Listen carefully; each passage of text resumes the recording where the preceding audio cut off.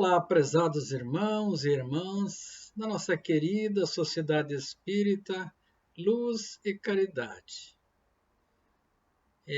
Mais uma vez, é uma alegria estar aqui visitando a casa, mesmo virtual, para refletirmos um pouco a respeito do Evangelho de Jesus e da doutrina dos Espíritos.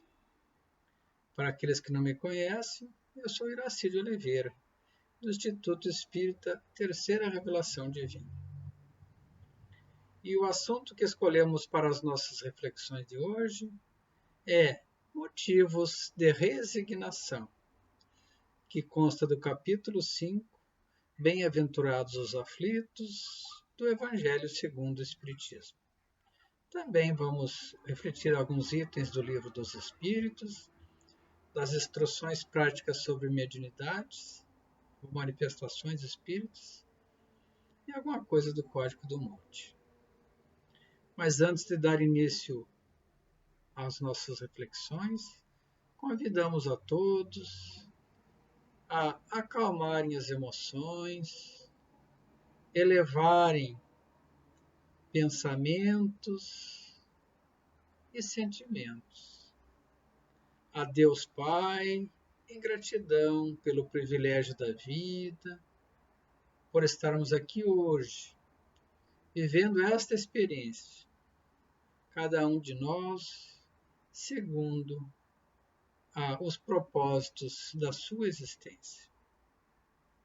Gratidão aos nossos mentores espirituais e aos nossos familiares e amigos que nos acompanham no nosso processo evolutivo. E assim, elevados, calmos, receptivos ao Evangelho de hoje, com a permissão de Deus, com a permissão de Jesus e com a assistência espiritual dos nossos irmãos da Sociedade Espírita Luz e Caridade, damos início à nossa reflexão. Motivos de resignação. O texto do Evangelho começa com o seguinte ensinamento: por estas palavras, bem-aventurados os aflitos, porque eles serão consolados, Jesus indica a compensação que esperam os que sofrem e a resignação que leva o padecente a bendizer o sofrimento como prelúdio da cura. Seria o mesmo que dizer: considerai-vos felizes por sofrerdes, visto que as dores deste mundo são o pagamento das dívidas passadas, mas se suportadas na terra, essas dores poupam séculos de sofrimentos na vida futura. É o propósito das nossas existências: resgatar os nossos débitos, cumprir as nossas missões, expiar e também passar pelas nossas provas que levam ao nosso aprendizado. Mas o assunto então é motivos de resignação. A resignação significa a ação de resignar-se ou de se submeter pacificamente às dores e sofrimentos da vida, ou de submissão pacífica à vontade de Deus. É o contrário, de reação, revolta, protesto, insubmissão ou inconformismo, que tantos sofrimentos às vezes acabam nos conduzindo, e agravando as situações que vivemos. Mas então, se resignar-se é submeter-se pacificamente às vontades de Deus, é bom não confundirmos resignação com comodismo, pois o comodismo muitas vezes não passa do nosso próprio egoísmo, da nossa inércia e da nossa falta de vontade, de buscar soluções para os nossos problemas e os problemas daqueles que estão ao nosso lado e que podemos ajudá-los de alguma forma. Na verdade, então, como sabemos, todos nós sofremos. Já no nascimento, por vezes, a nossa mãe sofre com as dores do parto, mas depois sente aquela alegria que somente as mães podem explicar, de receber o filho nos braços, aquele bebezinho lindo, né? Com todo o carinho que nos olha, pedindo o nosso cuidado. Né? Também, por vezes, sofremos pelo abandono, pela traição, separações, mudanças imprevistas que ocorrem nas nossas vidas e requerem o nosso esforço para as readaptações. Também, por vezes, o desejo ou sonho não realizado. Temos aquele desejo, aquele sonho e não conseguimos realizar. Né? Os flagelos naturais, das tempestades, das enchentes, os vulcões, que hoje se ouve tanto falar aí na televisão, e de outros fenômenos da natureza, que podem nos trazer o desabrigo, o frio, muitas vezes a própria fome e o sofrimento de comunidades ou de pessoas. Por vezes sofremos também com a falência dos nossos negócios e o desemprego. Quando o negócio vai à falência, vem o desemprego. Então andam junto, né?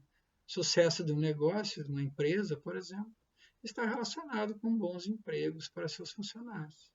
Então é preciso que todos trabalhem juntos, né?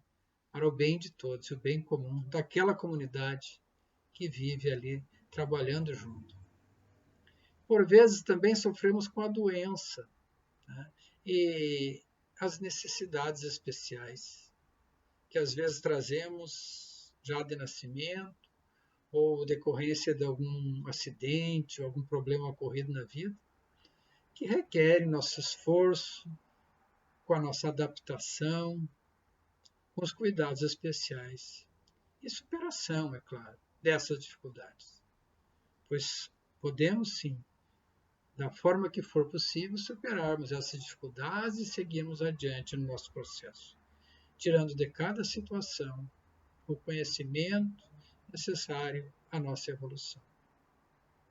Sofremos também com o envelhecimento, as dificuldades da velhice, do andar, né? Às vezes do levantar, muitas vezes já parados em uma cama. Enfraquecimento do corpo, que é natural, né? Pois eterno é só o espírito, o corpo é passageiro.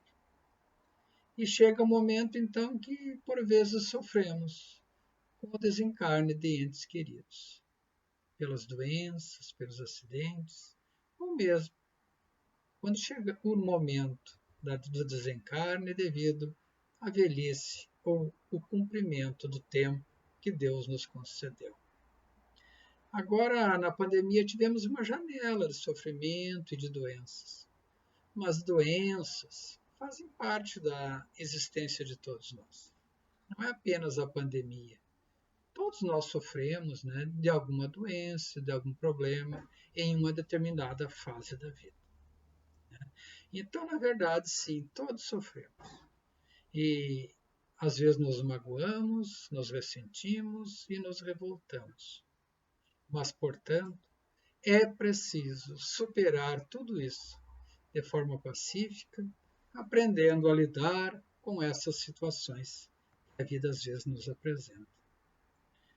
O homem sofre, o homem que sofre, diz o Evangelho, se assemelha a um devedor de avultada soma, a que o credor diz: se me pagares hoje mesmo a 100ª parte do teu débito, quitar-te-ei do restante e ficareis livre. Se não o fizeres, atormentar-te-ei até que pagues a última parcela. Não se sentiria feliz o devedor por suportar toda espécie de privações para se libertar pagando apenas a centésima parte do que deve?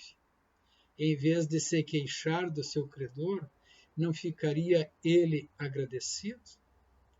Pois é, se Deus permite que passemos por dificuldades e sofrimentos, é para que a gente pague os nossos débitos passados também, né? E se pagarmos a centésima parte, ou seja, se fizermos um movimento com o arrependimento e o desejo verdadeiro de nos modificarmos, Deus já estará nos perdoando a nossa dívida. Então é preciso que haja mudança de atitudes. Ao invés de ficarmos reclamando de Deus, reclamando da vida, nos resignarmos, levantarmos a cabeça, buscarmos fé interior e força e seguirmos em frente. Aí sim estaremos abreviando os nossos débitos, sejam desta vida ou de vidas anteriores. Pois, como diz o Evangelho, as causas dos sofrimentos podem ser decorrentes de vidas anteriores ou da vida atual. Quando é da vida atual, a gente geralmente lembra, de alguma coisa que a gente fez que está precisando reparar. De vidas anteriores, nem sempre lembra. Mas aí, às vezes, sofremos, então, pelo orgulho, pelo egoísmo, às vezes pela necessidade de superar vaidade ou avareza, impaciência, imprevidência, a intemperança, que por vezes leva à cólera, à violência, à raiva. Então, esse tipo de comportamento que pode agravar a nossa situação e levar a sofrimentos nosso e do nosso próximo.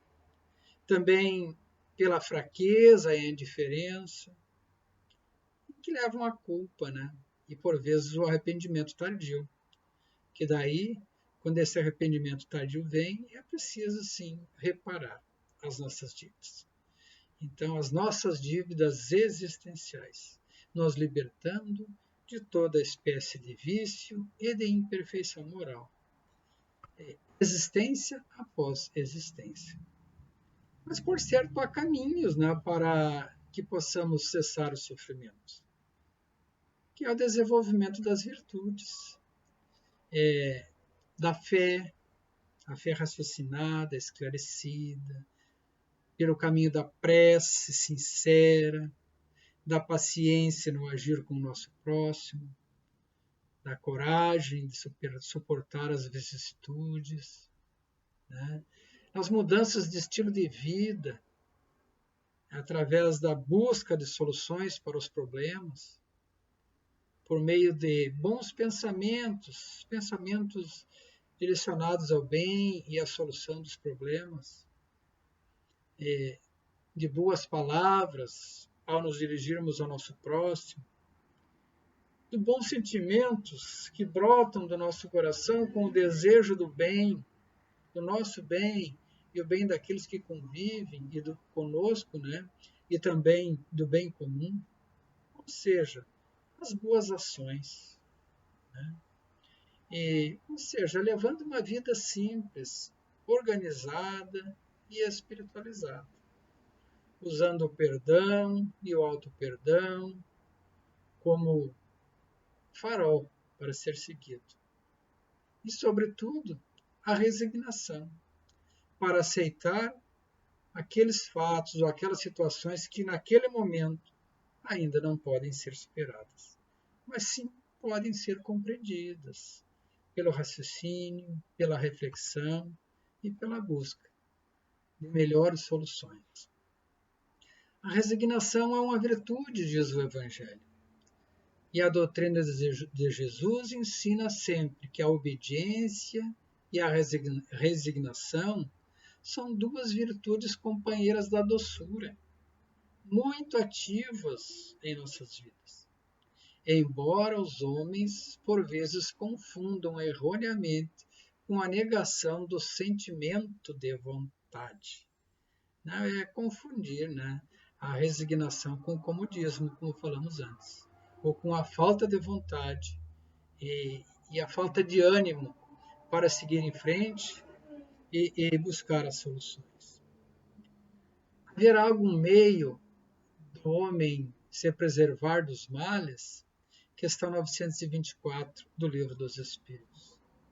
Resposta dos irmãos: o homem deve resignar-se e sofrê-los sem murmurar.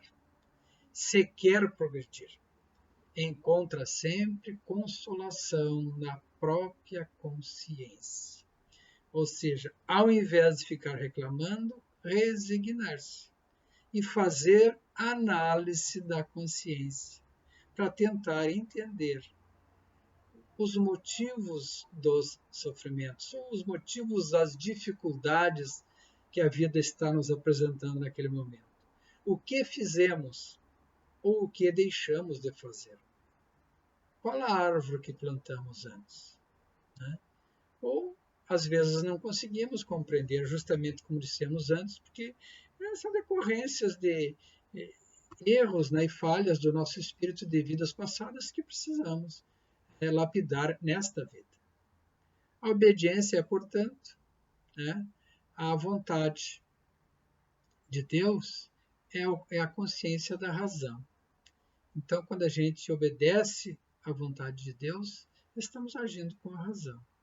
A resignação para com sofrimentos, ao que não pode ser mudado, é o consentimento do coração. Então, a resignação, por ser uma virtude, ela está relacionada também aos nossos sentimentos. Mas tanto a obediência, tanto a razão, o entendimento da situação, como a pureza de coração, né, são forças ativas que levam o fardo das provas e que a revolta insensata muitas vezes nos deixa cair. Né? Então é preciso desenvolvermos em nós a obediência à vontade de Deus e a resignação, trabalhando sempre na busca das soluções. Com vistas o quê? A vida futura, né?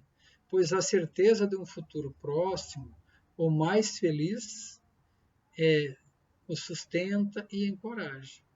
E em vez de lamentar-se, ele agradece aos céus as dores que o fazem avançar. Né? Então, quando temos fé na vida futura, nos fortalecemos, né? Entendemos o propósito da vida. E o livro A Gênese, no capítulo São Chegados os Tempos, a Nova Geração, nos diz que para que na terra sejam felizes os homens, será preciso que sejam povoados por bons espíritos, ou somente por bons espíritos. Mas ainda assevera que a nossa época é marcada por duas gerações que estão convivendo juntas. Estamos num planeta de expiações e provas a caminho da regeneração. Então, nessa convivência, diz a Gênese, o que caracteriza aqueles irmãos ou aqueles espíritos um pouco mais atrasados no seu processo evolutivo é a revolta contra Deus, né? A propensão às paixões degradantes, sentimentos antifraternos e o apego a tudo que é material. E, claro, a falta de crença na vida futura, né? A falta de compreensão da vida. Se apegam muito a este mundo e à matéria, até os próprios vícios, orgulho, vaidade, avareza e outros tantos. Mas o que distingue a nova geração, aqueles seres que vêm nos trazer mais luz para a sociedade como um todo, aqueles espíritos mais evoluídos, que por certo estão entre nós, é a inteligência e a razão. Os sentimentos inatos do bem trazem dentro de si aquele sentimento do bem, as crenças espiritualistas e o grau de adiantamento moral. E tudo isso segundo a lei de progresso. Diz o Evangelho, um texto de Lázaro, submetei-vos ao impulso que vimos dar aos vossos espíritos. Quem que vimos? Eles, os espíritos superiores, né, os mentores da nossa doutrina. Obedecei à grande lei de progresso, que é a palavra de vossa geração. E o Lázaro, né, foi um exemplo de resignação. Aquele ser que provou da prova da miséria e superou. E como ele, tantas pessoas se dedicam ao cuidado dos outros, Madre Teresa, né, Chico, e tantas outras pessoas que vivem para a caridade e para o bem. Né? E para isso até passam sofrimentos físicos, né, em benefício do próximo. Seres iluminados. Né? Por certo, motivos de resignação são aqueles que nos dizem que o mal em si não existe. As causas dos nossos sofrimentos e aflições, na verdade, são decorrentes, então, do nosso mal proceder. Mas, se bem compreendidas, essas causas são o remédio para a cura moral e para a nossa evolução. Que a aceitação do remédio é um pré-requisito para o nosso progresso evolutivo, rumo à perfeição moral e espiritual, que foi o motivo pelo qual Deus nos criou. Isso está lá na questão 132 do Livro dos Espíritos, os motivos da encarnação. Né? E que Deus é soberanamente justo e bom, nos dá o fardo na medida do que podemos carregar, permitindo que saldemos as nossas dívidas morais, o que nos garantirá a glória no porvir. Se temos algo a superar, e Deus permitiu, é porque temos força para isso. É o que nos diz o Evangelho. Deus nos dá a cruz, ou o peso, ou a carga, de acordo com a nossa capacidade de superação. Que o homem pode suavizar ou aumentar a amargura de suas provas, conforme o modo que encare a vida terrena.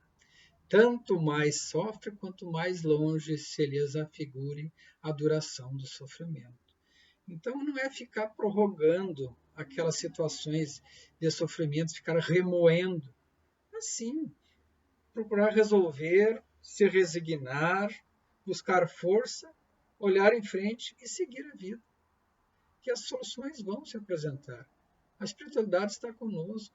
O Evangelho está aí para nos orientar, a doutrina espírita também. E Deus nos ama tanto e sempre nos concede a força necessária. Mas que a certeza de um futuro muito ditoso o sustenta e anima. Longe de se queixar, agradece aos céus as dores que lhes fazem avançar. De tal maneira que compreende o homem que a vida corpórea é passageira e vai, assim, se sentindo compelido a moderar os seus desejos. Contenta-se com a sua posição, sem invejar aos outros, e passa a receber de forma atenuada a impressão dos reveses e das decepções que experimenta. À medida que a pessoa vai evoluindo, que o espírito vai evoluindo, as dores vão diminuindo, né? Porque o sofrer é relativo, de acordo com o estágio evolutivo de cada um. A mesma dor tem uma diferença entre um e outro, entre aquele que se entrega à dor e aquele que busca a solução, na fé, na esperança e no trabalho, né? Para superar a dificuldade em que enfrenta no momento. Daí tira ele, o homem, né, uma calma e uma resignação tão úteis à sua saúde do corpo quanto à da alma, ao passo que, com inveja, ciúme, ambição, voluntariamente se condena à tortura e aumenta as misérias e as angústias da sua existência. Eis o sentido, então, das palavras do Cristo: bem-aventurados os aflitos, pois serão consolados. Serão ditosos, benditos, abençoados, porque depois de quitarem seus débitos, sem contraírem outros, né, estarão livres. Do contrário, terão de recomeçar como um devedor que quitou apenas parte de sua dívida, para isso contraindo outra. Então, que a gente possa quitar as nossas dívidas, superando, né, todo o sofrimento e buscando a felicidade, né, na vida, que nós também merecemos. Merecemos ser felizes, sim. Fomos criados por Deus para sermos felizes. Mas para isso temos que enfrentar, né, a vida, pelo trabalho, pela luta, pela busca de ajuda quando necessário, sendo humildes para pedir ajuda ao outro, ajudando o outro sempre que possível, como ensina o Evangelho, sentindo-se feliz por reduzir Deus, então, pelo nosso trabalho, as nossas dívidas, e permitindo que saldemos agora mesmo, o que nos garantirá, por certo, aquela tranquilidade no porvir, aquele sentimento de dever cumprido, né? De termos feito a nossa parte, sempre que possível, sempre que algo esteja ao nosso alcance e possamos fazer. No contrário, se podemos fazer o bem e deixamos de fazer, ficamos com aquele peso, com aquela carga. E esse bem não importa, não precisamos mudar o mundo, mas talvez apenas fornecer um copo d'água, ou uma palavra amiga, um ombro amigo, para alguém que está precisando de uma palavra, de um consolo, ou está com sede e precisa matar a sede, ou quem sabe um prato de comida, uma roupa, né? Ou simplesmente um carinho, um olhar respeitoso, de compaixão, de empatia e de sentimento de bondade, conforme nos olhava Jesus e olha a todos nós. Sempre que estamos tristes e rezamos, oramos a Deus, a Jesus, aquela prece sincera, Ele olha por nós e nos conforta. Então precisamos também orar pelo nosso próximo e ajudá-lo, auxiliá-lo a superar as suas dificuldades. Irmãos, em momentos de sofrimento, de aflição, sejamos, portanto, resignados com aquilo que não podemos mudar no momento. E sigamos os ensinamentos do Evangelho do Cristo e da nossa maravilhosa doutrina espírita que tanto nos esclarece e nos consola, com todos os seus postulados, seja o livro dos Espíritos, o Evangelho, o livro dos Médiuns, a Gênese, céu e inferno, né? Das penas e consolações e a vida futura, né? Que tem tantos ensinamentos, e também as obras suplementares que estão aí para nos auxiliar. Mas, sobretudo, que a gente tenha o sentimento de resignação, de paciência, de calma e de fé em nossos corações, buscando sempre as forças no poder da fé e da prece sincera, a resignação, fazendo o que estiver ao nosso alcance. Como disse o Mestre, ajuda-te que o céu te ajudará. Trabalhemos pelo nosso bem e pelo bem daqueles que conosco convivem, à medida das nossas forças, à medida que Deus permitir. Era isso por hoje, gratos pela atenção. Então agora convido a todos a mais uma vez elevarmos os nossos pensamentos, os nossos sentimentos, de gratidão a Deus por esta oportunidade, de gratidão a Jesus, de gratidão aos mentores espirituais. E pedir ao Pai, dai-nos, Senhor, a força, a fé, a esperança e a resignação para aceitarmos aquilo que não pode ser mudado.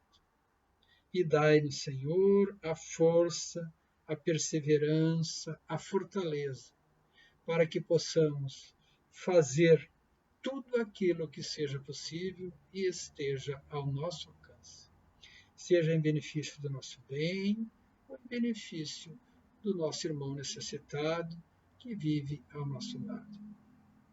Nesse momento, se tivermos doentes, Vamos acreditar que estamos curados, saindo felizes do leito, voltando para as nossas casas.